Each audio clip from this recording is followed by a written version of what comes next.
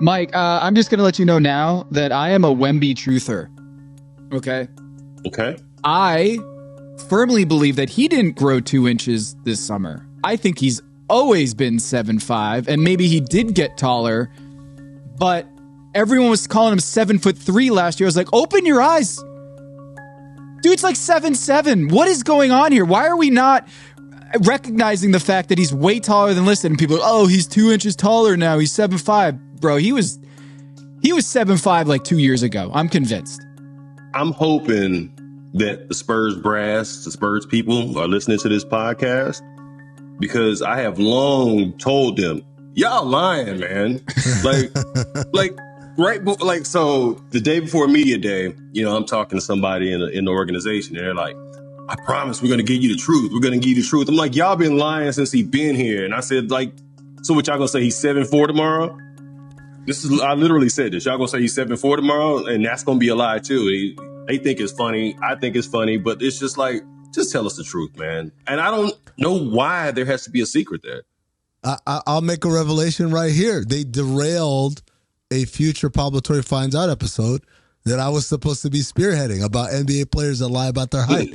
It's all about Wembenyama.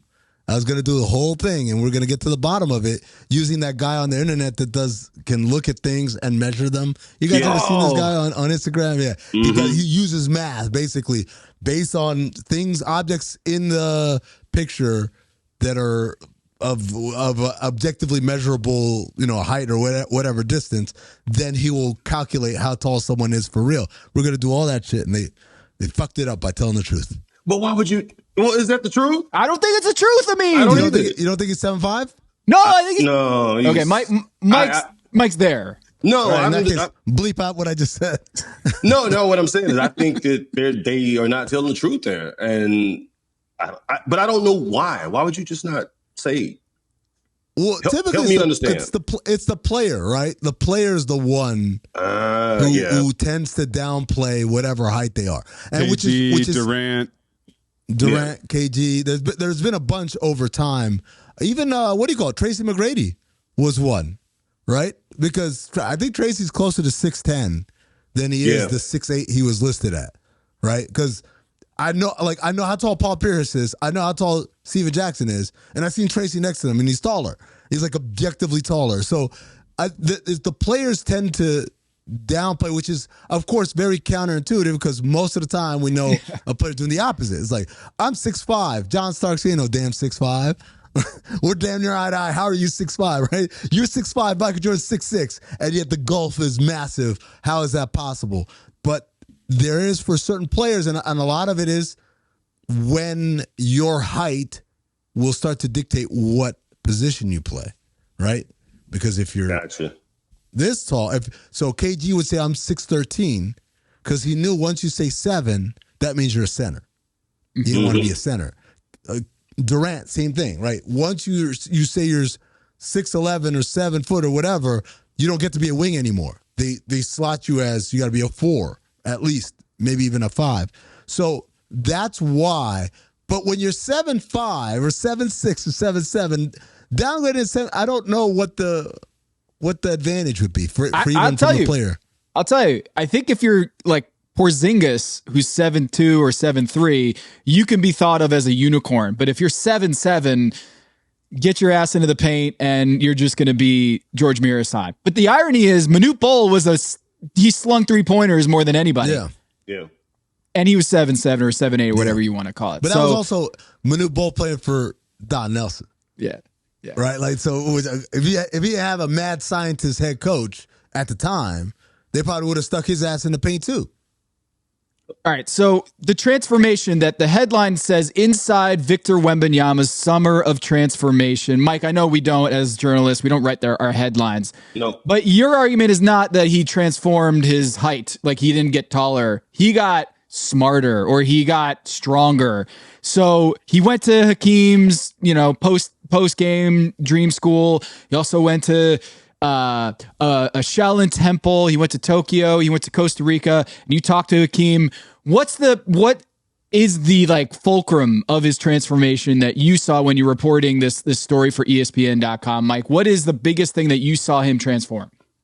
I would say for sure his mentality, just from the standpoint of I have to take every moment and make the most of it. Like, and we all do it. We take different things for granted or whatever.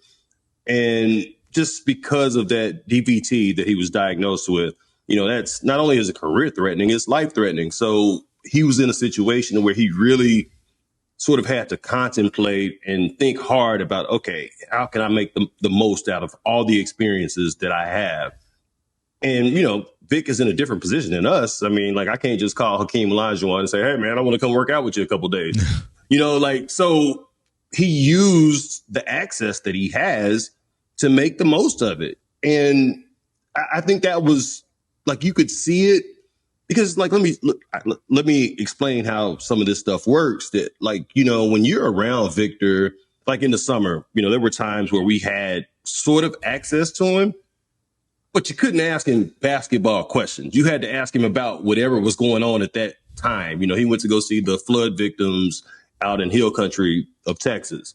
Well, we can't ask him, hey, man, did you get taller? No, you got to ask him about, that stuff. Or when he does the fan tryouts or whatever, you got to ask him about that. But, I guess as a journalist, I'm watching closely, like, okay, what is he doing here? And I'll tell you, he's an interesting kind of dude, man. Like, there were times, like, for instance, and I don't know if it got in the story or not, because, by the end of the editing process, you're like, I don't even want to look at it anymore. But anyway, there was a time when he visited the flood victims in Hill Country. Like, so all the kids ran out on the court and everything. And Vic sort of just had the presence of mind to, like, go run and grab a team photographer and then arrange everybody for a shot, because it was like a moment that those kids would remember the rest of their lives. And, I think that just what he went through with that diagnosis, it made him sort of kind of pay more attention to all the small things in life.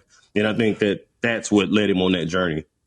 So there's a part of Vic that comes across almost like Ned Flanders. Like, no matter what, this guy always has the silver lining, and he's always going to, like, the best of all of us, the best attitude that any of us can have. He has it at all times. And so when I read through it and how this was a scary experience for him, the DVT, and coming back and making the most out of life and all this stuff, but it all feels like it's still in the same, pardon the pun, vein of what he was before, just a little heightened. Is there any example you could think of something where it's like, man, I used to be a real piece of shit when it came to this, and this experience made me leave that alone? Whether it was like eating Cheetos or being a dick to waiters, or whatever it is. What's something where it's like, he's too good to be true? That's what I'm saying. Yeah, for sure. So he was too good to be true before the DVT, and now after it's like he's supposed to be even better than to be true. There has to be something, even if it's in the past, that he's kind of like learned from and gotten better at. And maybe it's that. Maybe even if it was like, I was too nice, now I need to be a killer. Is there something like that? Honestly, I don't know. But let me take you back to, like, the fan tryout thing. Mm-hmm.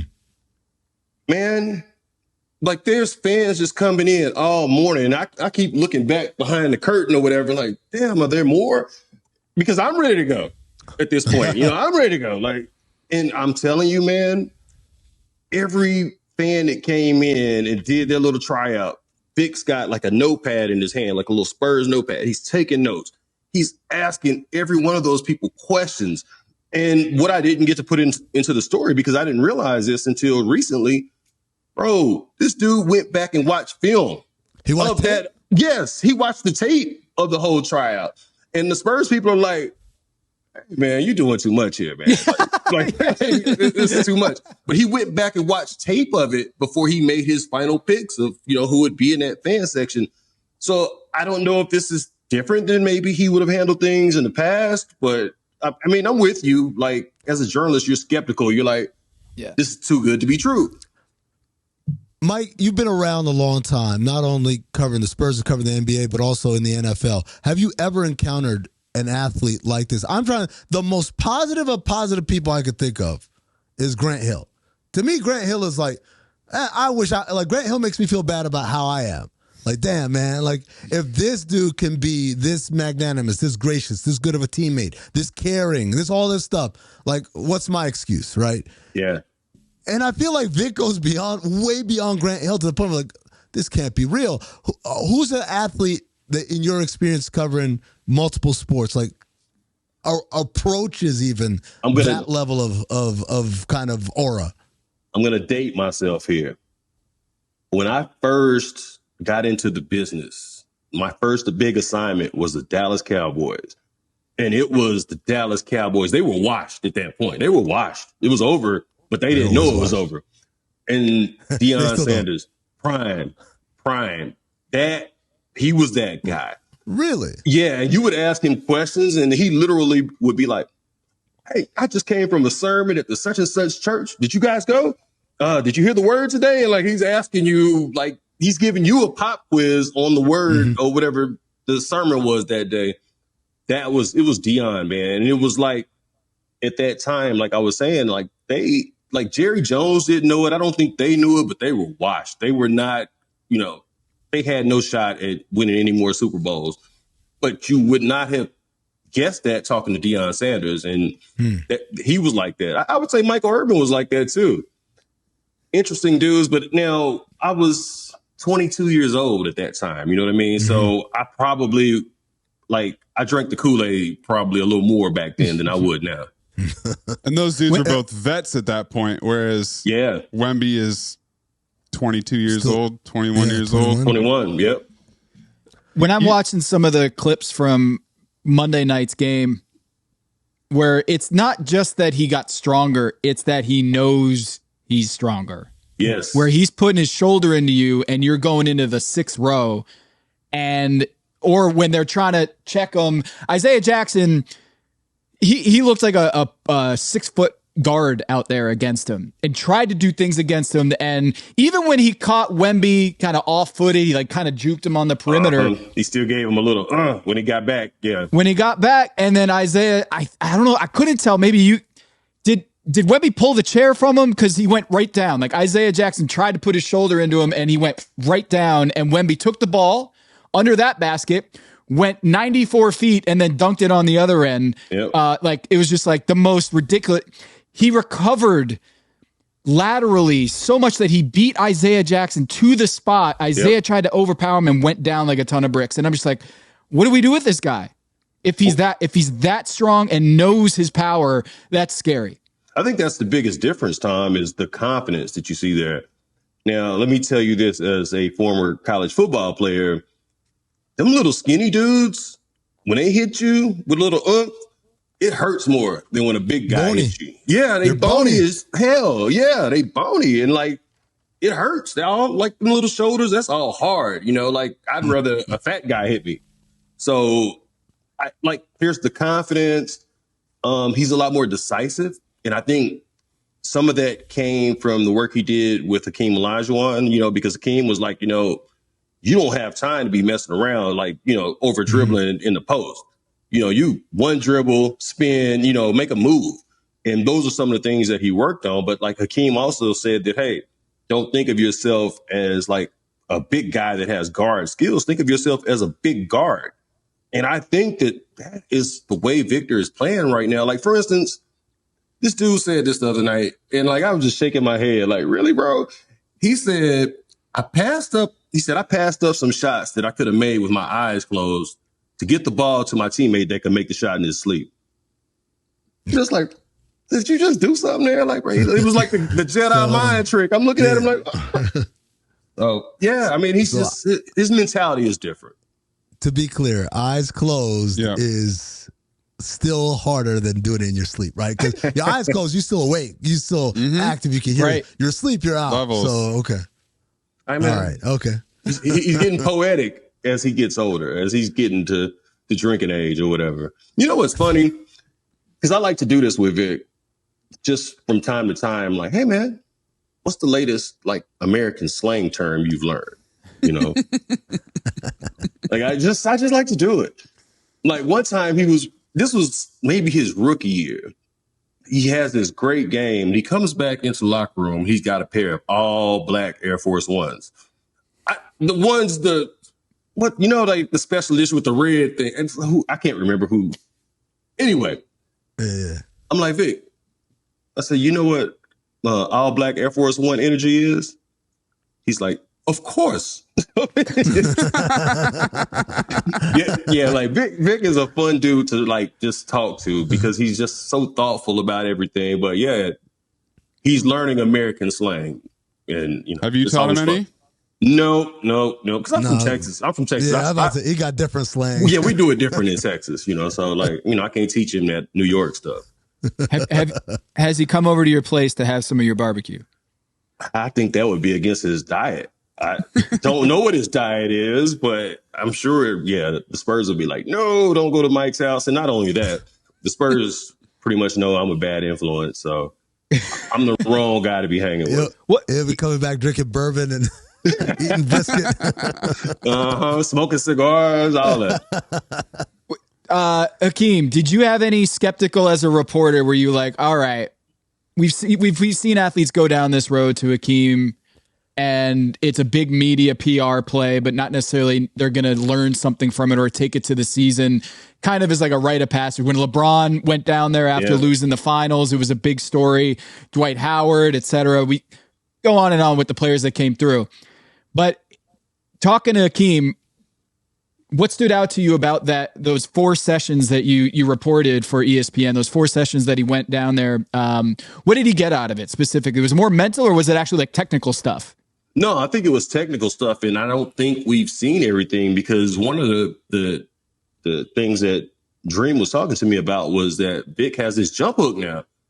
I haven't seen it yet, but he claims that Vic put it in his bag, over those 4 days.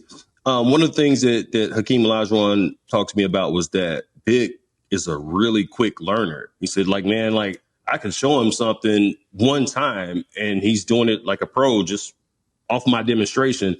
And he sent me video like that. Like there's a video, I think, that ran with the story of Vic doing the dream shake. Yeah.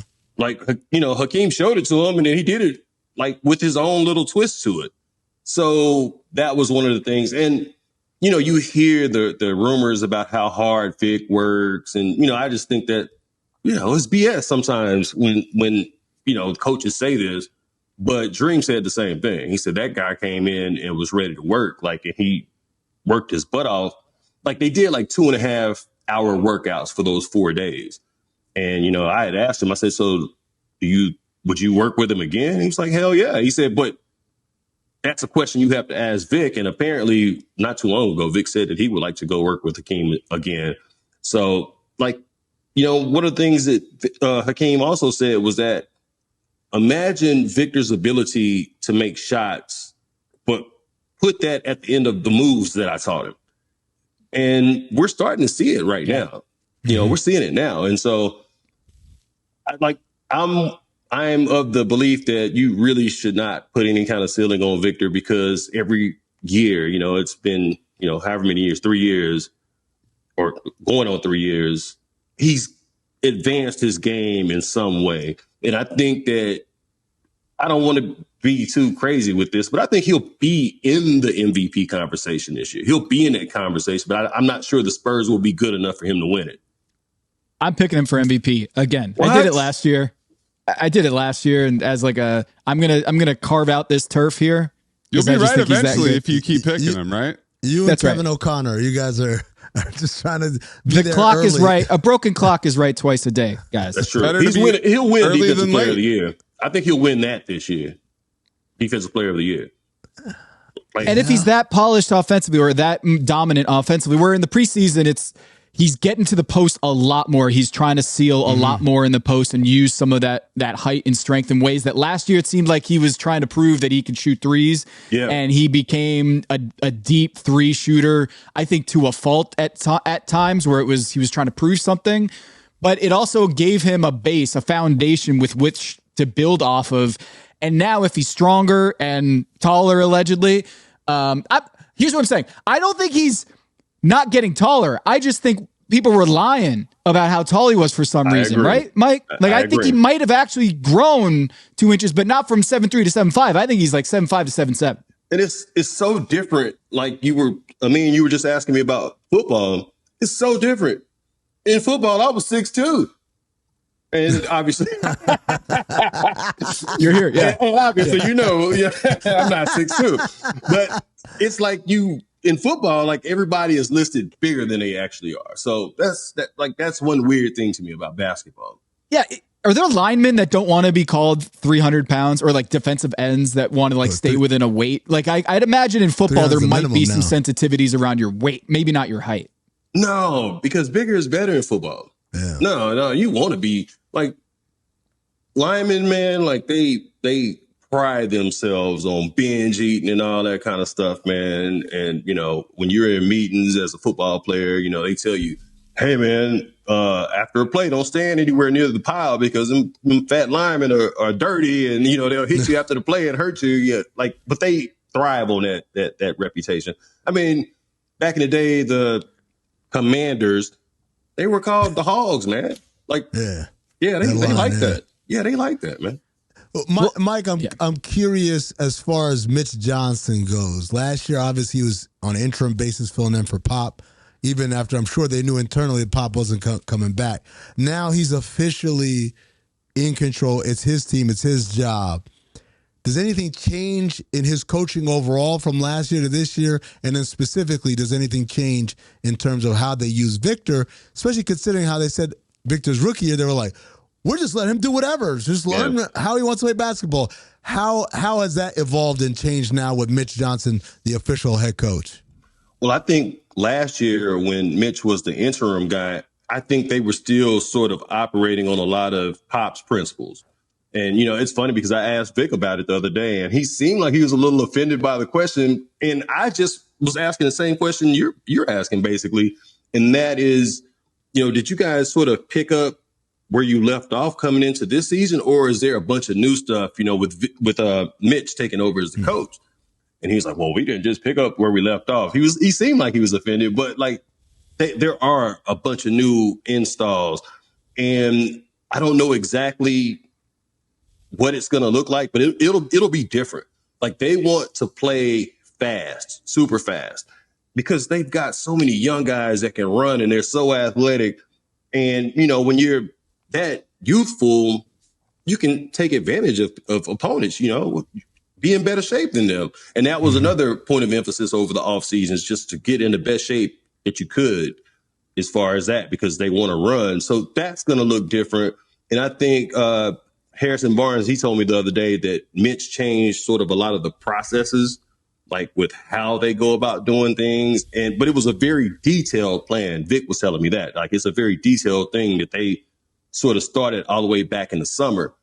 And, I was talking to some like people that have, kind of been with the organization for a long time. And they were telling me the difference between, when you had Tim Duncan, Manu Ginobili, Tony Parker. He said, in the summer, we hardly saw anybody. He said, but when you got all these young guys, they're always in the gym. And that has been the case with this edition of the San Antonio Spurs. So, they're going to play a lot faster, and it's going to look different than it has before. But another thing is Vic has said that Mitch Johnson has really sort of worked to make sure that there were defined roles for everybody. So I don't know exactly what that means for Vic specifically, but I do know that Mitch has really worked with Vic, because, Mitch warms Vic up before the games. Like, he's a former, he was into player development, so he still warms him up. But one of the things that Mitch has said is that just do the simple thing, man. Like, you don't have to do the spectacular behind the back or, nutmeg somebody. You don't have to do all that. You can throw the throw the chest pass to somebody in the corner and get the same result. And that is something that they've really worked with Vic on, is just make the simple play. Well, I think it's interesting. Not only is Mitch now installed as the official head coach, but also we've got these guys who are coming back from injury that I thought Dylan Harper and Steph Castle would be a little later in getting back from their various injuries, but they've already made their preseason debut and they're up and running. Mike, what is the latest update on the injury status of that backcourt? Because I did not realize that De'Aaron Fox had a hamstring injury until media day, but now it seems like the two young guys, they're ready to go. Yeah, they definitely are ready to go. And De'Aaron, it might take a little longer. I've been told that he's tracking where he's supposed to be in his rehab. Everything is going well, but obviously, like hamstrings are they're a different animal, man. Was that news to you too? Yeah, it kind of was. I mean, like I knew he was, he was going to miss some preseason, but then when he came out and said, I don't think I'm going to be ready for the opener, I was like, wow. But at the same time, he's like, yeah, but I'm running 15.3 miles per hour on the treadmill. And, like, okay, so that means you can go. And he said that he felt like he could go, but the Spurs organization obviously is going to hold him back because they sort of always err on the side of caution. And I'll tell you though, well, I know what you're doing here. I aspire to not have that conversation. But no, man, like like hamstrings can be finicky. Like, dude, I have dislocated fingers. I broke my ankle, torn the rotator cuff, and the most painful injury I ever had was like pulling a hamstring. And I don't know why it's so painful, but it is. Feels like I got shot with a shotgun. Is it the biggest muscle in the body, or is that your behind the glute? It's pretty big, yeah. And like that, and it'll kind of roll up and turn into like this ball on the back of your leg, and like it's. Yeah, when they announced Scoot Henderson had tore his hamstring, I just Tor's crazy. Yeah. We need to do a whole episode on how a 21-year-old tears his hamstring. Just saying, I yelped in pain just for hearing about the news. Think of the power you have to be generating to do that. Saying. That's power, man. And the whatever stress, wear, and tear there's already been there. Yeah. Because it's like saying I'm going to tear a phone book. Like it is a dense muscle. It's not easy to tear without some sort of erosion that happened before. Mike, you mentioned Harrison Barnes earlier. I have to ask you about this, man. What was he thinking with that AI music video, man? I have not seen it. Wait. Oh, man. Nah, hold on. I got to see it just so I can clown him about it in the locker room. Never thought I'd star in my own music video. This tech has come a long way, inspiring more people to make music. You can craft one yourself. Just mention Producer AI and ask for a vibe. Same hands that work the pain, same hands I fold in prayer. 12 years and I'm still learning what it means to really care. They see me on the court at night, but that ain't all I am. From Ames to San Antonio, trying to serve a bigger plan. These hands that give, these hands that live, more than buckets, more than wins. These hands that give, these hands that reach to every child that needs to live. That's the real gift. Darrell Wright has a great singing voice.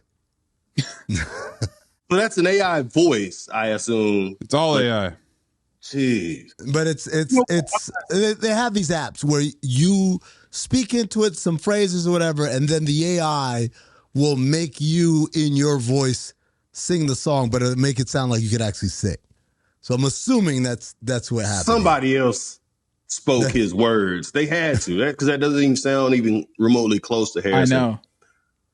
I will say this. I'm not going to make fun of that video because Harrison is a big contributor to the local community. And he just, it sounds like that was the message on the song. Yeah, it's a positive message. It's a great positive message. We're not clowning the message. So, yeah, but I'm definitely going to ask Harrison about that next time I see him. But I was vibing. I thought it was great. What are you talking about, guys? You're just hating. It was I'm not hating. These hands have been if it was Tom, if it was a video of a random unknown singer singing that song, I would have been like, "Oh, that's cool." The problem is, it's supposed to be Harrison Barnes, even though the AI character, as I said, looks like Darrell Wright or Jeff Green. or Jeff Green, and dribbles like I don't know what that. That was Double some Stanley dribble. in the office warehouse dribbling is what that was. Yeah, he would have got blown. Yeah, he was double dribbling through the whole video. Like I feel like if we're gonna say how far the AI has come, we could get it a little bit better. It's more Did he the, have like a sweater and some comment. Timbs on? Yeah. That could be yours, Mike. No. This, you know what this is like? Producer.ai. This is like the Dwayne Wade statue. No one's arguing that he shouldn't have a statue. We all think he should have a statue. But it's just like, if that's what the statue looks like, maybe that's not the statue that we put up. Maybe we go back and work on it a little bit more. Yeah, and try then come hard. back. Yeah. I mean, try as hard as he tried to bring you to championships, man. Like, put in a little effort with that. Hey, Like, Mike, we're talking about statues right now. If my proclamation is true, my prophecy is true that Victor Wembenyama is going to win MVP this year, what needs to happen, or what is within the range of possibility with this team? Not just with the players on it, but the assets that they have to go for a trade. Is there, for them to be a 50-win team, I think the line is at like 44 or something like that. How do they get to 50? What needs to happen? And are there pieces to this roster, a little hole in this roster that you think can be filled down the line? well, Tom, I will say that 44 is a little high for my taste. I think realistically, like 44 is if everything goes well for them.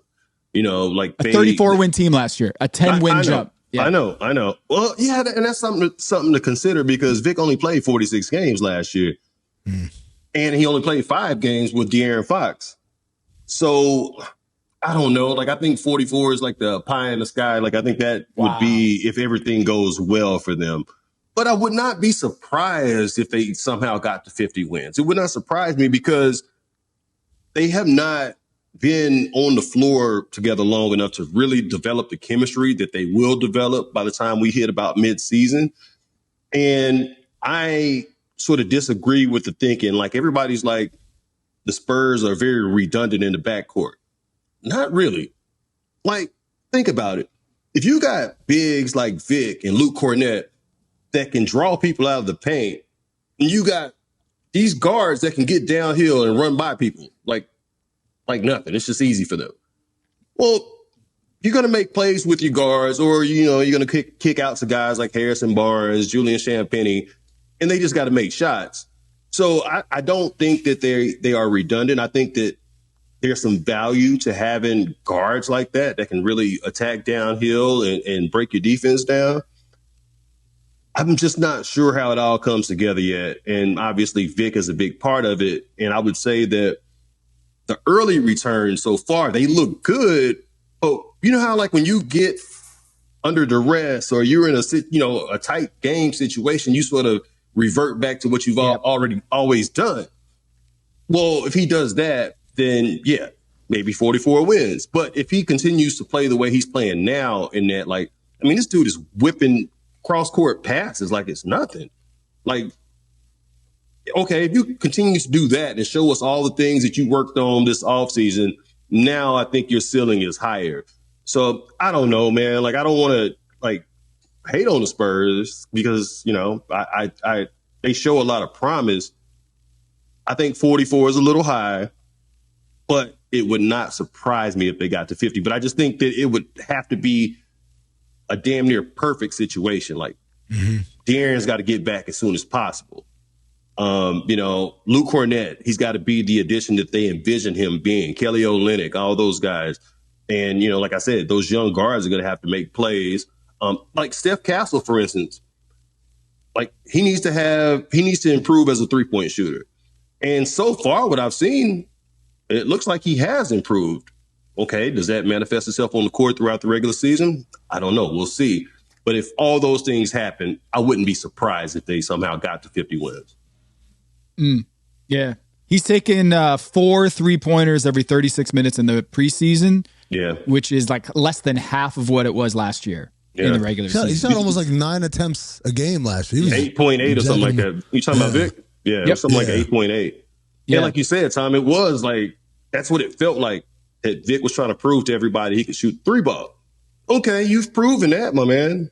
Now, prove that you can sort of be an offensive hub. He doesn't have to be that, but if he can be an offensive hub, sort of in the vein of like an Alperen Sengun out in Houston, if he can do that with the guards that they have, I could see the Spurs making some noise in the West. And it's going to be hard to make noise in the West because obviously teams like Houston are good. And while I got you guys here, let me do a shameless self-promotion. Tom, you remember back in the day we used to do the Texas Triangle? Oh, yeah, for sure. Tim McMahon and I are bringing that back. And it will be called Howdy Partners, obviously, because, Tim got to put his fingerprints. Texas. Yeah, Tim got to put his fingerprints all over everything. But yeah, because this is the first time in a while that all the Texas teams have been really interesting and, for the most part, pretty good. And so we'll do something like every week where we talk about the Texas teams. Is it you and Tim, or is there a triangle? Who's a third? No, we don't have a third. And it's not I'm saying it was called Texas Triangle back in the day when we did it. Yeah. But now it's Howdy Partners because it's got to be Tim's. Of course, it's got to be his. Two of y'all. What would you want to call it? Not Howdy Partners. Tom, sounds like you owe Mike a theme song. Yeah, I do. Even it out, I do. Yeah, make it like country rap tunes. Country rap. Yeah, make it sound like some UGK or something. Harrison's AI. It'll smoking you by the end of the week. Yeah. That's what we're going to do. Yeah, have me with like a sweater and some Timbs. You got a cigar in your mouth. Yeah, collar sticking out. You got your smoker out. You're smoking some meat. Yeah, smoked old fashioned or something. Yeah. Ooh. We'll make sure it looks like Heinz Ward. Right. Or Tiger Woods. I get that. Has anybody ever told you? Before we go, Caleb Williams and the Bears are back, right? Oh, man, let's not get started with that. I don't know. And it's funny, I actually covered both of those teams in my life as a beat writer. I spent like a year and a half covering the Commanders with Ryan Clark, Sean Taylor, Clinton Portis. I covered those teams. And then I covered the Eastern Motors lineup. Covered the Bears. So that was interesting to watch last night. What would you say is the biggest difference between covering the NFL and the NBA? Because you've done them both. Man, and I say this as a former football player, played from the age of 6 to 23. The difference is with football players, it's this whole us against the world mentality. And like football players are afraid to speak their mind. I mean, there's a lot of groupthink. And so this is the truth. As like a journalist, when you cover the NFL, you like first the coach comes and talks to the group. But when you go in that locker room and you interview guys individually, you are going to hear some variation of what that coach just told you at the podium. In the NBA, man, it ain't no telling what you're going to hear. You know what I mean? Like those guys are not afraid to speak their mind. And I think a part of that obviously is the guaranteed contracts, but it's a different ball game as far as that goes. Like NBA players are a lot more comfortable to actually tell you what they really think. NFL players don't. It's like Kyrie Irving. The story came out that he's progressing ahead of schedule. And he said, who's that? Who said that? Who's the source? And the source is Nico Harrison. Nico's the one that said it on media day. So it's like you don't get that much in the NFL. No, in the NFL, they would have been, oh, yes, I am. Like they would have totally agreed with the GM. So because you can get cut at any time in the NFL. I mean, that's just what it is. Well, everyone should go read Inside Victor Wembenyama's Summer of Transformation. I don't know why it's Transformation. Michael C. Wright, thanks for joining us, man. Appreciate you. Love the work you do. Glad you're at the Worldwide Leader again. And salute, man. Great stuff. We'll try to get you fired a second time. You don't get me fired again. Good to see you guys, though. Appreciate you.